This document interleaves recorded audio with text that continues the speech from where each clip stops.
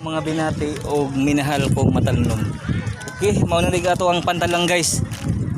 Humana og simento kay katong pag-ari na to di pa ni simentado ba. Okay.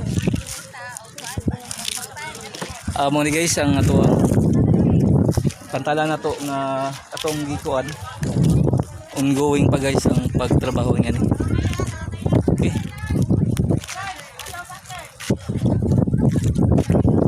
Ano na guys, gato ang Port of Matalom kung diin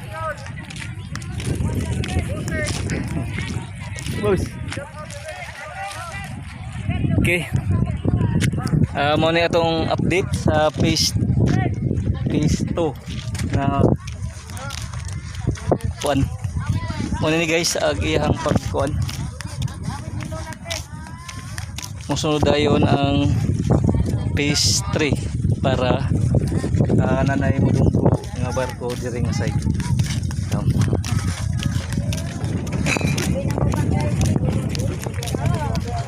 Okay, punpohon i-continue ni guys okay.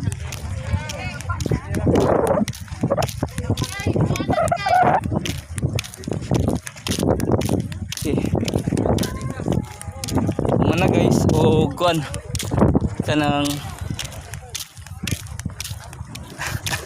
padayon ni guys ag dinhi nga kutob mao ni ang phase 3 isunod unya.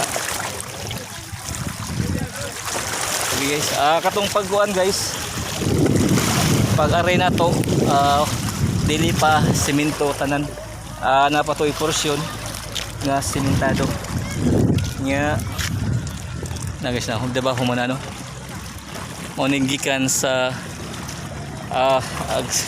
Canigao Island. Okay, mo ni humana guys, humana semento, humana og kuan.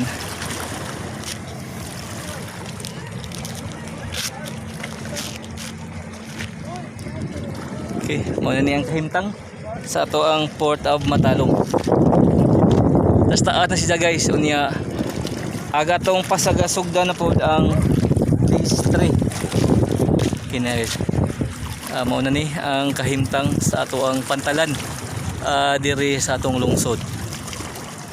Ako mang hinaot nga magpadayon kini niya, magpadayon pod ang pagdaghan sa mga turista diri sa lungsod sa Matalom. Okay, mao ni guys ang mga pon.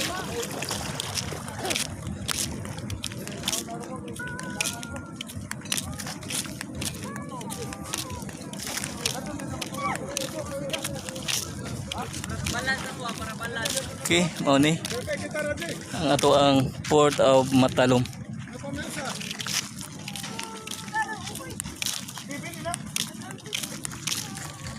Guys na kuha na sila guys, simento na dun. Okay, mao ni kahimtang sa ato ang kuan ang atong pantalan diri sa lungsod sa Matalom. Okay, ako mang hinaot nga magpadayon kini sa ato ang phase 3 nga kuan niya punpuhon aduna nay mudunggo nga barko nga gikan sa Bohol o sa Cebu.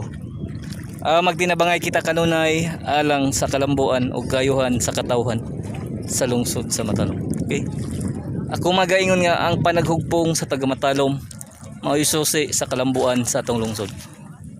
Iko live diri sa Port of Matalom. Di kalidad nga serbisyo ang mahatag ko kaninyo. Matalom na.